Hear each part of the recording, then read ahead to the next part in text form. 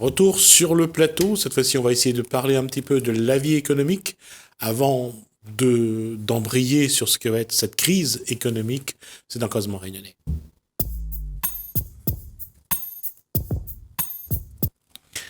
Bonsoir, Éric Marcelli, chef d'entreprise. Bonsoir, chef d'entreprise, toujours. Là, j'allais dire que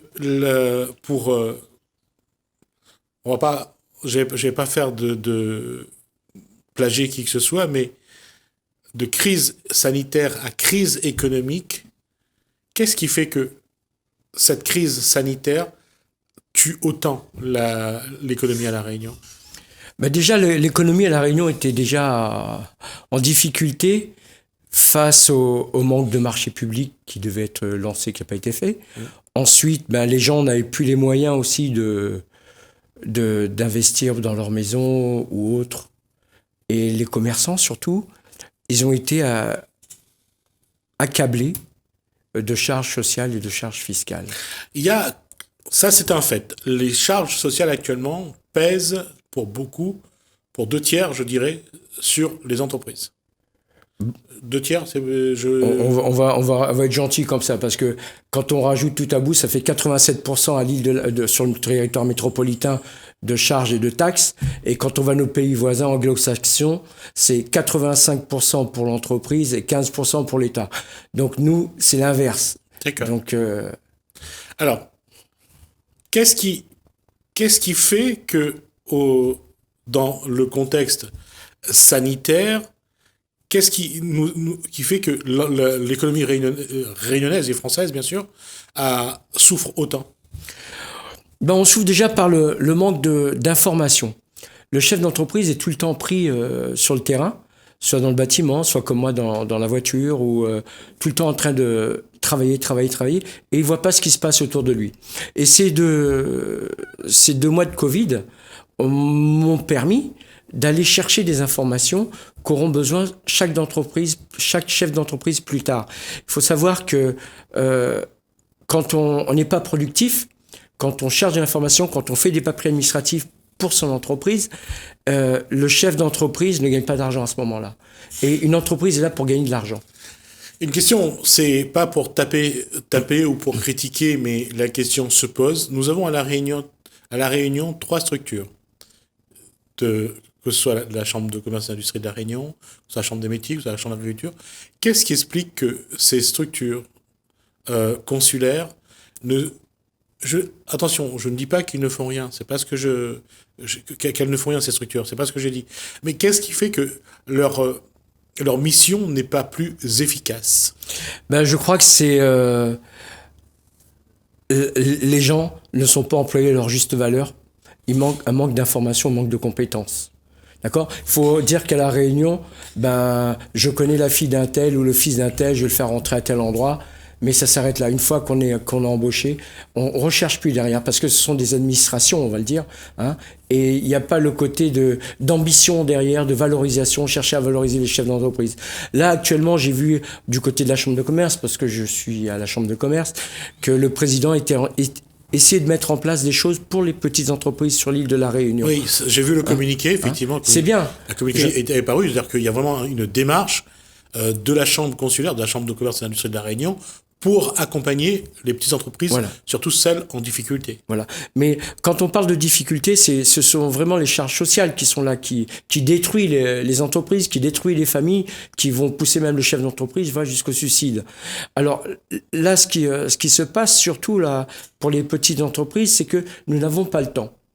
Déjà, dès l'instant qu'on manque une journée de travail ou 2 jours de travail pour aller chercher une formation ou autre, l'entreprise n'est pas rentable. Ce qu'on cherche en tant que chef d'entreprise, c'est d'avoir de la rentabilité.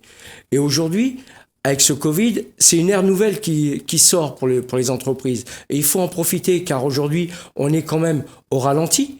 Hein, on ne tourne pas à 100% de notre activité. Venez chercher l'information, venez chercher l'alternative pour être rentable. Oui, alors, mais comment faire alors? Quand on va à aux chambres consulaires, quand on écoute les élus, quand on écoute l'administratif, il y a un vrai travail, en tout cas, qui est mis en place quand on les écoute. Mais quand on va voir certains de leurs chefs d'entreprise, que ce soit agricole, métier ou commerce, on a l'impression que eux, ils ne connaissent rien de ce qui se passe à l'intérieur. Je dis pas tout le monde, je dis quelques-uns. Et alors, qu'est-ce qui fait qu'il y a un tel décalage entre ce que proposent les chambres consulaires et ce que vit le chef d'entreprise? Mais je crois que le décalage vient de la réalité du terrain. Parce que beaucoup qui travaillent dans une chambre consulaire n'ont jamais été soit exploitants, chefs d'entreprise ou profession libérale. Beaucoup, ce sont des administratifs, ils ne connaissent pas la réalité du terrain. C'est comme nos élus, ils ne connaissent pas la réalité du terrain. Ils se basent sur ce qu'ils voient, sur ce qu'on leur apporte. Mais venez travailler une journée, soit dans le bâtiment, soit dans l'auto-école, ou autre métier en tant qu'infirmier et infirmière, vous allez voir les difficultés qu'on rencontre. Et là, les gens ne le vivent pas, ça, ceux qui sont dans les chambres consulaires. Et pourquoi je dis ça? Parce qu'il y a une chose aussi qui est vraie aujourd'hui à La Réunion, c'est l'éclosion, c'est vraiment le développement tous azimuts de structures, souvent en profession libérale, d'individus qui veulent accompagner les entreprises. Et il y en a dans tous les secteurs d'activité. Et est-ce que ces boîtes qui arrivent, qui apportent un savoir-faire, l'accompagnement, est-ce que ces boîtes-là, aujourd'hui, trouvent des clients et est-ce que les chefs d'entreprise de La Réunion ont besoin de cet accompagnement? Alors, oui, accompagnement, oui, parce que tout seul, on n'y arrive pas, parce qu'on a câblé de documents à remplir l'administration française. Et moi-même, je n'y arrivais pas, parce que je cherchais des éléments et j'ai trouvé des personnes qui m'ont aidé à devenir consultant et à mieux voir ce qui se passe autour de moi, à avoir un autre paradigme de la société. Parce que j'étais dans mon cadre de celui qui a été construit depuis des années. Et aujourd'hui, il faut avoir un autre paradigme, une autre vision du chef d'entreprise. Il doit être capable de gérer, il doit être capable d'avoir de la gestion humaine, d'avoir de la gestion financière, bien sûr, et de voir l'avenir. Aujourd'hui, un chef d'entreprise, je parle d'aujourd'hui et d'hier, avant le Covid, nous étions dans le boulot. Et malgré tout ça, nous avions quand même des difficultés. Malgré les différents combats menés. Un chef d'entreprise n'a plus le temps d'aller dans la rue pour manifester.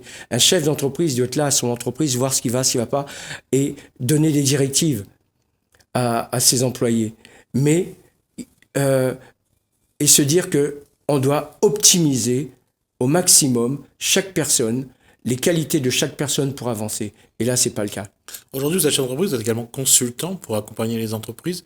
Et que Marceli, aujourd'hui, il faut changer quoi? Quel paradigme? Il faut changer le statut? Il faut changer la façon de faire? La façon de gérer?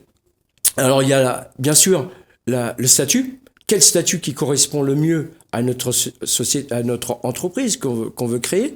Quels sont les besoins? Quelles sont nos attentes? Hein?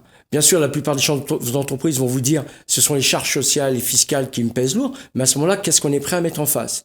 Nous avons la possibilité, nous avons l'alternative de permettre aux chefs d'entreprise d'optimiser au niveau fiscal et au niveau des charges sociales, d'avoir les charges sociales qu'il a envie, de payer ce qu'il a envie. Hein? Ne plus être hors la loi, comme je dis, mais rester dans la loi française, tout simplement en appliquant les règles. Pourquoi les entreprises du CAC 40 peuvent le faire et pourquoi un artisan ne le ferait pas?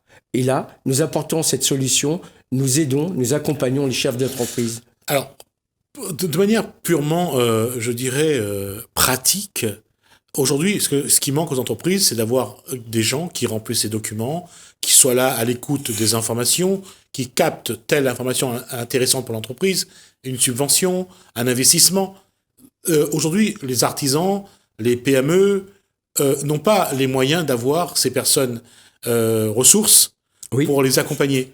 Comment mutualiser, créer un groupe pour que, une cinquantaine d'entreprises au moins puissent investir dans cette structure qui leur apporte, qui soit leur source d'information? Vous savez, dernièrement, j'ai mené un combat pour les auto-écoles pour qu'on puisse avoir des places d'examen, pour qu'on puisse relancer la machine.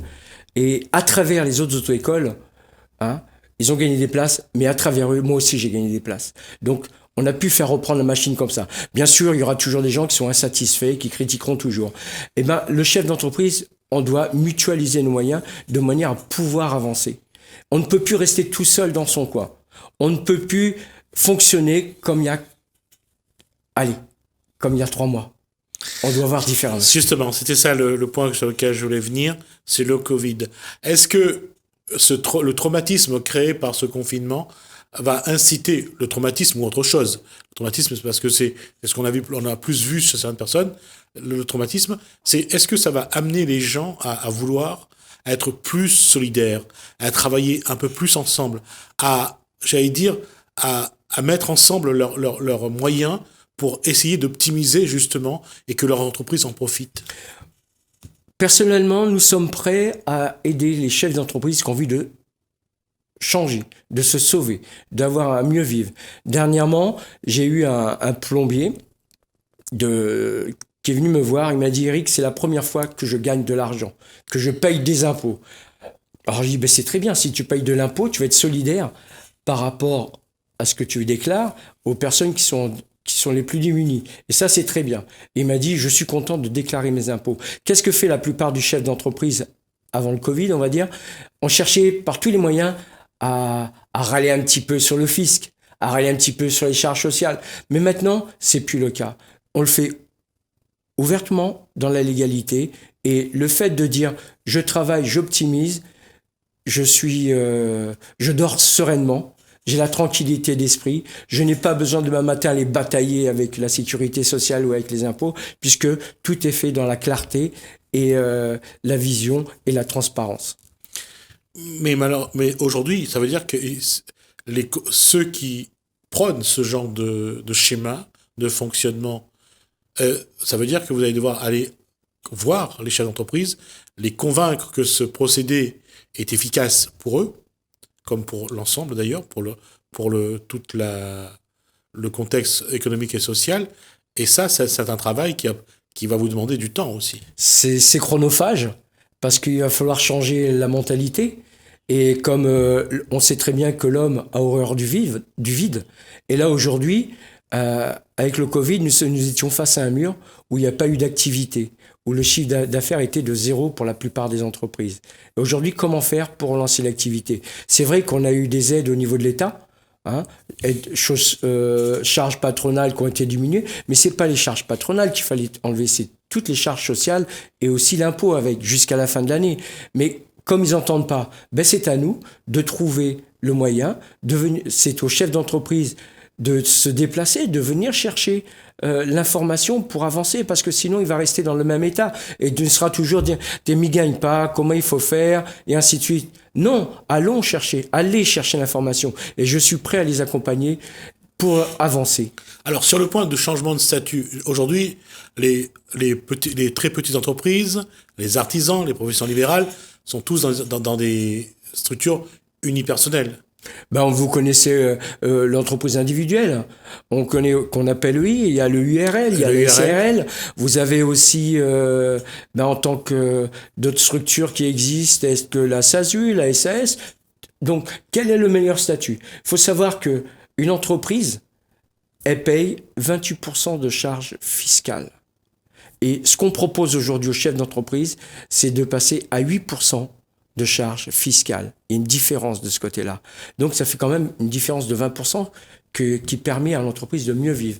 Et tout ça, il y a des techniques, des stratégies à mettre en place pour gagner de ce côté-là. Après, il y a d'autres stratégies qu'on peut mettre en place de manière à ce que l'entreprise vive bien, au niveau des déclarations sociales, comme par rapport aux chefs d'entreprise. Je connais des chefs d'entreprise, bon, il y en a qui gagnent 10 000, 15 000 euros, ceux-là, j'en parle pas. Mais les petites structures comme moi, si on est à 3 000, 4 000 euros par mois, nous sommes contents. Mais là, avec le Covid, on a eu 0. Donc, il faut trouver un autre moyen de manière à avoir des revenus décents pour soi, pour sa famille et aussi pour ses salariés, puisque l'entreprise va gagner de l'argent. Après, il faut une redistribution vers le bas. Moi, je prône cette redistribution vers le bas, vers les ouvriers, à condition que j'ai les moyens. Maintenant, avant le Covid, j'étais bloqué par ces charges qui m'empêchaient d'avancer, d'investir.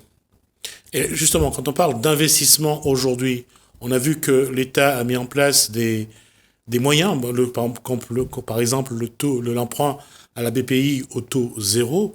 Est-ce que aujourd'hui, j'allais dire, est-ce que c'est quelque chose d'intéressant d'aller emprunter quand on est déjà en difficulté. De toute façon, c'est là qu'on doit emprunter de toute façon. Oui, mais le problème, il est là. Et c'est antinomique. Hein. On a eu des fermetures administratives. C'est pas nous qui avons demandé ça. Hein. Donc cet emprunt, il doit être à taux zéro. Pas avec un taux, je sais pas, de 0,25 ou autre, comme on a pu entendre. Hein. C'est pas nous qui avons demandé cet emprunt, cette fermeture. Donc l'État doit mettre la main à la poche pour les entreprises. Hein. Ou bien de faire en sorte que ces charges sociales et fiscales soient effacées. Et de permettre de relancer l'économie, quel que soit le secteur d'activité. On a vu les secteurs d'activité tels que le tourisme qui sont aidés, l'aviation qui est aidée, Air France, Renault qui est aidé, hein, et les petites entreprises qui représentent plus de 90% de forces vives, notamment à La Réunion, eh ben, on est laissé pour compte. Il y a eu quand même des aides. Mais ces aides ne sont pas suffisantes, c'est pas que 1500 euros par mois, monsieur. Tout à fait. Je suis d'accord. Je suis d'accord. C'est pas suffisant. Mais on va pas non plus tout noircir. On va quand même dire que ça a permis quand même à certaines petites entreprises de respirer un petit peu. Respirer, je veux dire sortir à peine la tête de l'eau, hein, je vous dis d'avance, parce que j'ai des camarades qui m'appellent, me disent Eric, ces 1500 m'a permis de payer les fournitures que j'avais déjà investi dedans. Ouais. Donc ça me posait problème. Mais il faut savoir que ces 1500 euros ou toute aide de l'État, on devra le payer derrière. Il y aura un retour de bâton. Il y aura un retour de bâton. Je trouve que c'est pas sympa non plus de leur côté. Hein. On était déjà en difficulté qu'on va nous rajouter encore une difficulté. Donc il va falloir rembourser cet emprunt. Hein. Et là, jusqu'à présent, certaines entreprises qui ont demandé cet emprunt n'ont toujours pas de réponse. Oui, les 25 000 euros que normalement on pouvait emprunter. Mais encore une fois, là-dessus, c'est pour ça que dans cette démarche-là, aujourd'hui, c'est que de trouver de l'activité pour l'entreprise. Faire donc travailler pour gagner de l'argent. Et ça, humainement, et c'est là où je vais être peut-être un peu je vais prendre des gants pour dire ce que j'ai à dire, c'est est-ce que le chef d'entreprise, psychologiquement, il n'est pas trop atteint pour relancer la machine? Parce que, d'une part, l'outil est là, mais est-ce qu'il se sent encore capable de repartir? Parce que le coup a été rude. Le coup a été rude. Moi-même, je me posais même la question si j'allais pas fermer au 1er juillet. Hein. Donc, j'ai dit, je vais attendre le 1er juillet, puis après, j'ai dit, bon, l'activité reprend un petit peu, on va bien voir. On aura plus de places d'examen, peut-être que les gens vont venir, mais est-ce que les gens ont de l'argent? Parce que beaucoup, c'est du secteur privé. Et puis après, je me suis dit, je vais attendre jusqu'à la fin de l'année. Dans notre secteur d'activité, même dans d'autres, il faut savoir qu'il y a au moins 15% des entreprises qui vont fermer d'ici là à la fin de l'année. Et au moins 65 à 80% des entreprises. Et sans compter les personnes derrière au chômage ainsi que les familles qui ont été atteintes. Oui, le chef d'entreprise se pose beaucoup de questions. Moi-même, je me suis posé toutes ces questions-là et psychologiquement, j'étais affaibli à un moment donné parce que il y a les charges fixes qui sont là. D'accord ? Est-ce que je vais avoir l'argent pour les payer ? Parce que 3 mois de charges fixes en retard, il faut travailler dur et les journées ne sont pas extensibles. Et puis il y a cette capacité. Est-ce que le chef d'entreprise qui ne voit que les charges, qui ne regarde que ce qui ne va pas, que les dettes qui gonflent, qui augmentent, alors que en face il n'y a pas d'activité, il n'y a pas de promesse d'activité, et on peut comprendre qu'à un moment donné il lâche. Là, vous parlez des gens qui travaillent sur appel d'offres, surtout, je pense. Non, pas forcément. Pas forcément. Moi, je vois, j'ai des amis qui travaillent sur appel d'offres. Ils attendent toujours que les collectivités lancent quelque chose. Et c'est bloqué tout simplement parce qu'il y a les élections municipales. C'est pas normal qu'on soit tenu à des élections municipales pour répondre à un appel d'offres. Il y a un problème qui va. Il y a un problème là. Parce que la politique fonctionne comme ça, Eric Mancelli, vous le savez très bien. Ça veut dire que le système n'est plus bon. On est dans un mur, quel que soit le système. Donc nous devons changer de système. Tous les systèmes sont bloqués, même le système scolaire, le système monétaire, le système financier, économique, le système social. On est dépassé par tout ça. Donc nous devons avoir une autre vision, un autre système pour l'ensemble de notre île et pour la France. Alors ce qui veut dire que c'est à plusieurs niveaux que doit s'opérer le changement, l'évolution. Le chef d'entreprise doit opérer une évolution dans sa façon de fonctionner, sous sa structure d'entreprise, mais derrière, il faut que ça suive. Il faut que les administrations, il faut les chambres consulaires, il faut que tous les différents strates de notre système économique évoluent en même temps que l'entreprise. Et ça, c'est un élément que le chef d'entreprise ne maîtrise pas. Et oui, et c'est un gros mammouth à faire bouger tout ça. Je suis toujours en formation concernant les relations humaines avec les personnes, c'est pas évident.